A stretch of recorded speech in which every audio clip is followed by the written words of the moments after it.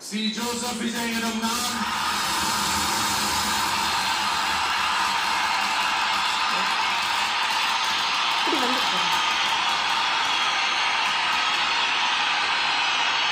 சட்டப்படி அமைக்கப்பெற்ற இந்திய அரசியல் அமைப்பின்பால் உண்மையான நம்பிக்கையும் மாறா பற்றும் கொண்டிருப்பேன் என்றும்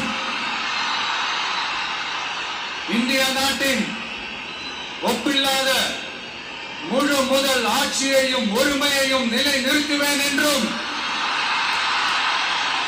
தமிழ்நாட்டு அரசின் முதலமைச்சராக உண்மையாகவும் உளச்சான்றின்படியும் என் கடமைகளை நிறைவேற்றுவேன் என்றும் அரசியல் அமைப்பிற்கும் சட்டத்திற்கும் இணங்க அச்சமும் ஒருதலை சார்பும் இன்றி விருப்பு வெறுப்பை விலக்கி பலதரப்பட்ட மக்கள் அனைவருக்கும் நேர்மையானதை செய்வேன் என்றும் ஆண்டவன் மீது ஆணையிட்டு உறுதிமொழிகிறேன்.